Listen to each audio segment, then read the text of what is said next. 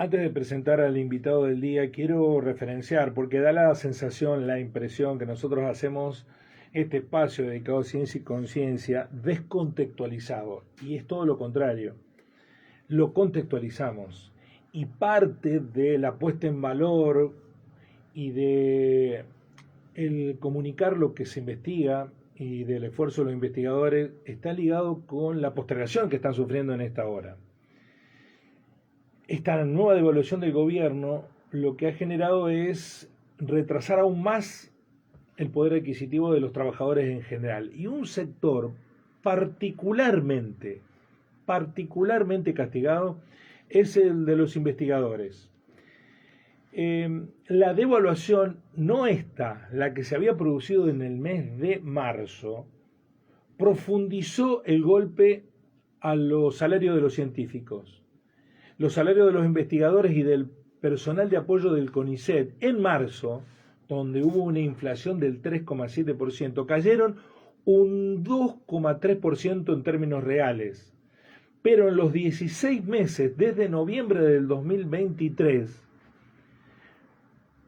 salida del gobierno anterior, comienzo de este gobierno, devaluación de por medio, los salarios de los investigadores se retrajeron un 33,8%. Es decir, que los responsables de sostener la columna vertebral de la ciencia argentina ganan un tercio menos que hace 16 meses atrás. Pero si lo ponemos como punto de referencia, en vez de irnos a 16 meses atrás, nos vamos a el fin del kirchnerismo, la salida del kirchnerismo, ese retroceso es del 46%. ¿Cómo se puede sostener la ciencia? Es un milagro que sigamos teniendo ciencia con investigadores. Estamos hablando de investigadores del CONICET, científicos nuestros, docentes de la universidad, que han perdido en 16 meses el 33% y desde el 2015, en 10 años, el 45% de sus ingresos. Por eso es tan valorable o doblemente valorable lo que siguen haciendo con pasión y dedicación. Recibimos al doctor Lisandro Otero, microbiólogo, doctor en ciencias biológicas, profesor del Departamento de Biología Molecular e investigador del CONICET. Bienvenido, doctor, ¿cómo le va? Bueno, muchas gracias, buen día. No muy bien con esta realidad que acabo de describir, pero quería decirlo porque da la sensación que no contextualizamos en el escenario en el que estamos, ¿no? Sí, tal cual, rescato un poco lo que mencionabas de que que pareciera que fuera un milagro que se esté haciendo ciencia en el país, ¿no? Y yo creo que subrayo eso porque tal cual es así. Recién estábamos un poco hablando previo a la entrevista de cómo un científico se dedica a la ciencia, ¿no? Y no es tanto por el cerebro ni por la mente, sino por la pasión. Y eso es un poco tal vez lo que se está un poco, bueno, ahora explotando, ¿no? Bueno, por la pasión uno sigue. Pero cuando va a comprar libros, ¿usted entrega pasión o tiene que entregar billetes? Y los insumos, y el equipamiento, y etcétera, etcétera, etcétera. La ciencia es cara para generarla, ¿no? Entonces se necesita inversión, por Pero supuesto. no bajonea el contexto, profesor, no. Sí, por supuesto. Sí. Sí, por supuesto. Es una situación angustiante para todos. Siempre, a ver, el investigador argentino siempre ha trabajado en condiciones de bajo presupuesto. Obviamente que las condiciones actuales son demasiado ya extremas. Pero bueno, claramente no es un panorama alentador ni para los que estamos más o menos a mitad de camino, ni para los que están terminando, ni aún peor para los que están iniciando en el camino científico. Sí, que deben estar muy tentados de ir a buscar otros horizontes, ¿no? Por supuesto, por supuesto. Nosotros tenemos casos numerosos a nivel nacional de gente sumamente preparada que, bueno, toma otros rumbos porque claramente acá no hay previsibilidad, los salarios son muy bajos y tienen capacidad porque las instituciones extranjeras tienen un alto aprecio por el investigador argentino. Sí, y además, en este contexto, y ya nos vamos a meter por lo que vino, en este contexto uno podría entender si es un plan de crisis generalizada, donde todos están afectados, si bueno, todos tenemos que hacer el esfuerzo. Ahora, acá el esfuerzo es selectivo, ¿no? Se nos somete al esfuerzo a los asalariados, mientras que hay sectores de la finanza que están lucrando y lo van a seguir haciendo con esta nueva etapa que ya se sabe cómo opera, porque ya ocurrió en la Argentina. Es desigual el esfuerzo, porque además recursos hay. recursos evidentemente hay, va para otra cosa. Sí, por supuesto, son decisiones que uno no las acompaña porque claramente, bueno, todo el daño que generan son cosas, sobre todo en el campo que a mí me compete, que es la educación y la ciencia, los daños que se hacen cuando uno desfinancia son daños que tardan mucho en repararse. O sea, no es algo que uno después dice, bueno, ahora Cuesta te doy. mucho construir y se rompe rápido. Por supuesto. Una formación de un investigador científico son 15 años, como mínimo. Entonces, uno que pierda toda esa formación que puso en el Estado en esa persona es considerable, ¿sí? Entonces, además de todo el valor agregado que da tener personas que piensan para una sociedad, para los problemas de una sociedad. Uno pierde eso. Sí. Y cuando se mete al laboratorio, ¿desconecta de esa realidad de dificultades de problemas o siguen Bueno, invadiendo? vuelvo a lo mismo. Porque si no tenés los insumos para laburar. Es la pasión, Sí. es la pasión que uno le pone, la mayoría de lo que hacemos esto, nos encanta hacer esto. De hecho, uno dice, doy gracias a Dios que me paguen por hacer esto.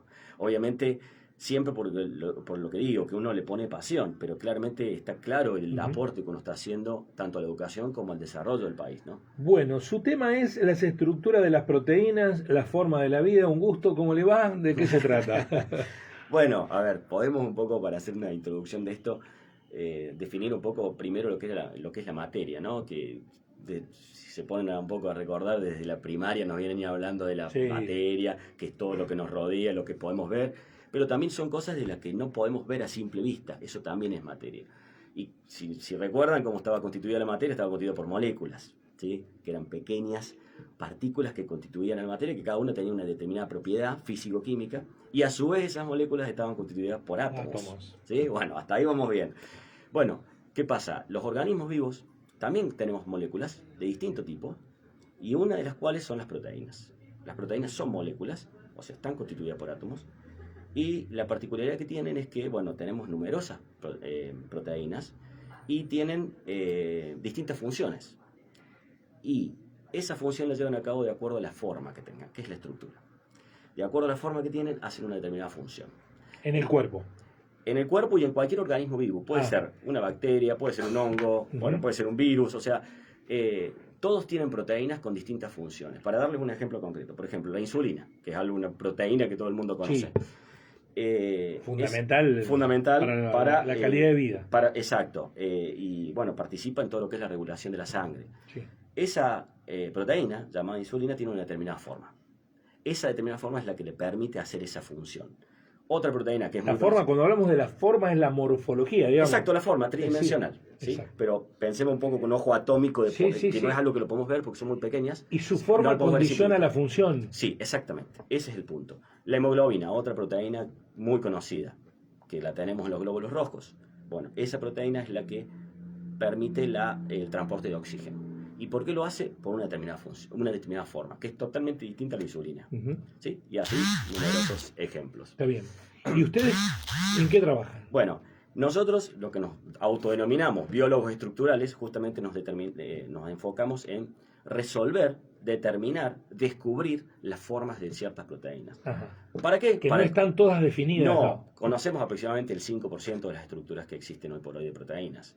Y siguen todo el tiempo evolucionando. Entonces, todo el tiempo hay que volver aunque esté conocida, puede haber un organismo que haya evolucionado de una determinada manera y desarrollado otro tipo de proteína.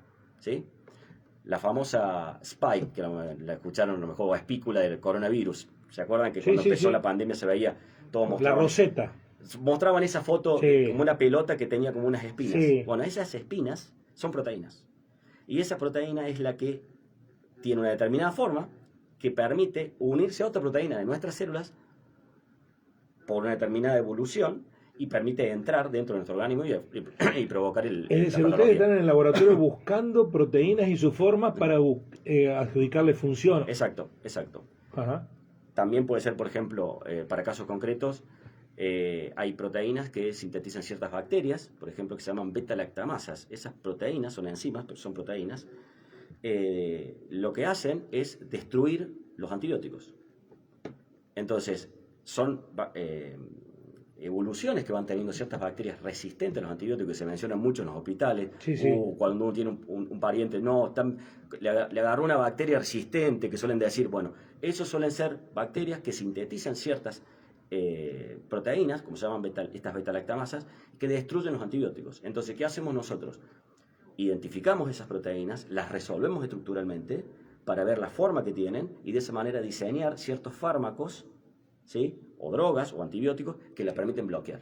¿Sí? Es fundamental la forma de la proteína para después, si hay alguna patología, generar un antibiótico que la controle o que la, Perfecto. o que la elimine. No sé si las eliminan o... No, las bloquea. Las bloquea. Esa proteína ya no puede actuar contra el antibiótico, se queda bloqueado con esta otra molécula que diseñamos y ese antibiótico ya está disponible para así atacar a la bacteria en el foco donde tenga que atacar. La evolución de la posología, de lo que nos dan para mejorar nuestra salud, tiene esa base, digamos. Por supuesto, esto es día a día.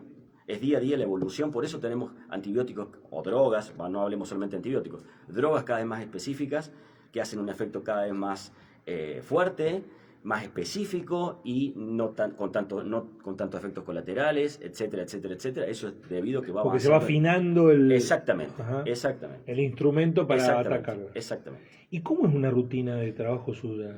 Bueno, ¿Es trabajo de laboratorio, mucho microscopio? Sí. A ver, el ser humano hoy por hoy dispone de unas 4 o 5 tecnologías para observar las proteínas, ¿no? Recordemos que son cosas muy pequeñas, entonces no la podemos ver a simple vista, la tenemos que usar ciertas tecnologías, ciertos equipamientos. Entonces nosotros lo que hacemos es, en la Universidad Nacional de Río Cuarto tenemos algunos equipamientos para hacer estudios preliminares de eso, y una vez que llegamos a esos estudios preliminares pedimos acceso a lo que se llaman facilities, que son instalaciones del extranjero. Nosotros principalmente vamos a Brasil y vamos a Europa y Estados Unidos, donde ahí nos permiten acceso a equipamiento. ¿Van ustedes o mandan? No, vamos, y algunas veces se mandan, o hay colaboraciones. En estos campos se colabora muchísimo, y bueno, y a partir de ahí... Van a los lugares donde sí hay tecnología que les permite, ustedes llegan hasta una instancia, bueno, ahora necesitamos otra tecnología. Exacto, se toman los datos, y cuando se toman los datos se vuelve acá y se procesa. ¿Qué procesa? La computadora. Trabajar con computadora analizando todos esos datos y hasta llegar a la forma de las proteínas, a la forma de la estructura de la proteína. ¿Y ese recorrido cuánto tiempo lleva? Bueno, depende. A ver, depende. Los proyectos científicos muchas veces son infinitos. O sea, uno puede ir cumpliendo objetivos de los cuales, bueno, muchas veces pueden cumplir en un mes o en un año, o muchas veces se puede llegar a toda una vida. Puede estar un investigador investigando una proteína de una bacteria multiresistente, toda la vida, haciendo aportes minúsculos, pero que después a la larga termina siendo, bueno, obviamente un aporte sustantivo. En Ciencia y Conciencia está el doctor Lisandro Otero, microbiólogo, investigador de la universidad, del CONICET, hablándonos sobre las estructuras de las proteínas, las formas de la vida. ¿Google los ayuda? ¿Es un aliado o un enemigo?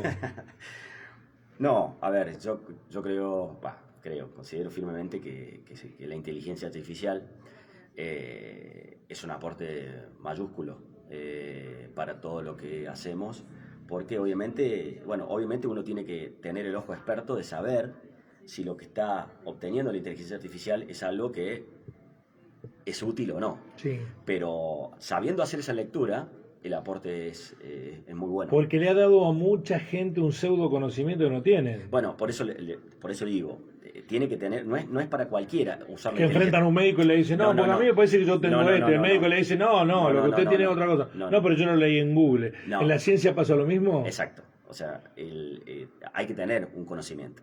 Porque de esa manera, es más, justamente estos programas de inteligencia artificial trabajan muchas veces con un aprendizaje. Y ese aprendizaje muchas veces se retroalimenta de lo que uno le va dando. Entonces, si uno va haciendo preguntas incorrectas o va teniendo ciertas especulaciones que no van, o hipótesis que no son correctas, puede ir llevando a una confusión que se termina haciendo una cosa que totalmente que es incorrecta. ¿Se entiende? ¿Cómo se... no sé cómo preguntarlo esto. ¿Cómo se siente satisfecho un investigador? ¿Cuándo siente usted que, estoy para esto yo? Bueno, me voy a comer esta noche un asado con un vino porque ¿Cuándo pasa Y eso? sin duda cuando uno descubre algo, o cuando se cumple la hipótesis que uno planteaba. Ese es el momento de eureka, ¿no? El gol, digamos. Sí, por supuesto. Que son ¿Y escasos. cuántos momentos de eureka ha tenido eso? ¿Cuántos momentos de eureka? Buena pregunta. He tenido, le podría decir 50, le podría Ajá, decir son muchos. 10, sí, por supuesto, porque muchas veces, bueno, obviamente podemos hablar de distintos niveles Sí, de sí, eurekas, sí, ¿no? sí. Pero sí, existen, porque si no, obviamente la mayoría son fracasos, y eso es lo bueno también de la ciencia, que uno tiene que estar todo el tiempo, eh, ca- bueno, modificando la dirección en la Sí. cual uno está Bueno, yendo. hay un saber que no sé si alcanza la ciencia, que uno aprende más de los fracasos que de los éxitos. Por supuesto, por supuesto. ¿No? Y esa es la capacidad que tiene que tener un científico también. Muchas veces pasa eso, que uno creía firmemente en algo y los experimentos le demuestran otra cosa, y eso es una frustración muy grande, muy fuerte, porque uno dice, yo estaba equivocado. Pero ahí está también la grandeza de saber que uno estaba equivocado y saber para dónde ahora, no rendirse ahí, sino decir, bueno, si yo estaba equivocado, los experimentos me demostraron que estaba equivocado, ¿para dónde puedo ir ahora para ver a dónde está? Y bueno, ahí está cuando le decía esto de los momentos de eureka, cuando Sí. uno se va por un camino que no era, pero uno considera que puede ir, y bueno, y dice que no, y después va por otro, y sí, eso es. Eh, a mí me sorprendió la estadística general. Hay un organismo que mide las universidades. Hay unas 25.000 universidades en el mundo, públicas y privadas.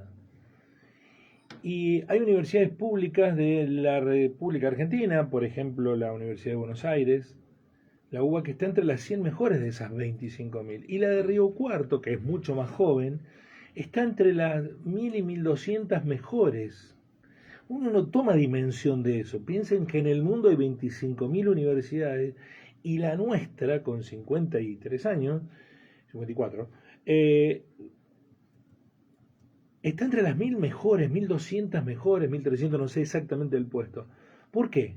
¿En dónde se justifica eso? Porque además es un ranking que no hacemos nosotros, los hacen organismos internacionales, con lo cual no lo podemos condicionar. Bueno, claramente por presupuesto no es. No, claro, Pero efectivamente. yo creo que, nos podríamos poner un poco filosófico ahora, pero yo creo que es por parte de la cultura argentina, de resolver con poco. Y eso es muy valorable, y también lo valoran mucho las instituciones extranjeras. Yo les podría decir que casi no hay científico argentino que no tenga colaboraciones con el extranjero. Y eso no es una solidaridad del extranjero con el argentino. Es porque el argentino, el investigador argentino, le está dando algo a ese grupo del extranjero. Y eso lo pone un poco en contexto lo valioso que es el investigador argentino con respecto a esto. Y bueno, justamente eso va de la mano con la formación, va de la mano con la capacidad para destrabar, para resolver. Y bueno, eso se valora mucho en el extranjero, ¿no? Por eso nos sacan los científicos tan rápido. O sea, por eso Sí, no por eso podemos se lo competir. llevan, por eso no da podemos mucha bronca Sí, que, claro. que aquí dentro se los menosprecie, ¿no? Se los menosprecie.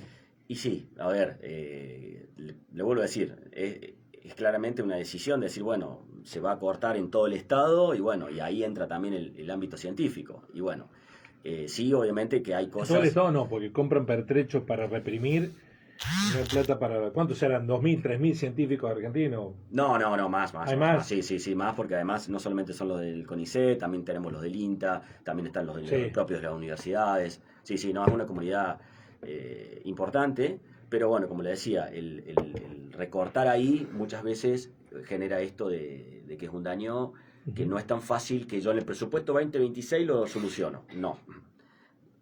¿Se entiende? Sí, sí. Puede demorar mucho más que eso. Sí, un proceso lento, muy lento, Exacto, ¿no? muy lento. Para finalizar, Lisandro, además tiene la obligación de la enseñanza de grado, ¿da clases? Sí, por supuesto. Somos, la mayoría de los que estamos en la universidad somos investigadores y docentes. ¿Y le gusta dar Sí, clases? por supuesto. Sí. ¿Y qué ven las aulas hoy? Bueno, a ver, Porque algunos profesores de la universidad me han contado que dan clases en la universidad y ven panorama desolador respecto del nivel de inquietudes, de cuestionamientos críticos por parte de las nuevas generaciones. ¿Usted lo advierte? eh, A ver, de vez en cuando se hacen algunos debates y se hablan en algunos contextos. Obviamente la gente, los estudiantes que deciden estudiar las carreras que nosotros damos, generalmente tienen la misma pasión que nosotros. O sea, entonces, tal vez ahí hay un sesgo, ¿no? Pero yo, honestamente, veo que claramente, obviamente, en nuestras actividades, por la disminución de presupuesto, obviamente uno tiene que ir bajando ciertas actividades, no sé si son exigencias la calificación, sino actividades, porque demandan insumos. Nosotros damos prácticos que tienen un determinado costo. Entonces, se tienen que hacer muchas cosas que en lugar de ser prácticas, se tienen que hacer de manera, explicativas, ¿sí? Y eso repercute en la formación del estudiante, porque claramente no es lo mismo. ¿Sí? Sobre todo eso en las carreras que son prácticas. Sí. Eso es un problema del presupuesto que estamos teniendo, pero bueno, se hace lo que se puede, por eso, bueno. Mi pregunta más apuntaba a una idea que hay una generación que está formateada por la necesidad de la demanda del mercado, de la búsqueda del éxito rápido, y que algunos docentes, cuando se quieren detener a promover el espacio de reflexión crítico, que así seas filósofo, comunicador, veterinario o químico o biólogo, es necesario darlo. Muchos chicos dicen, bueno, pues yo no vengo a la universidad a debatir, vengo a recibirme. ¿Eso está pasando?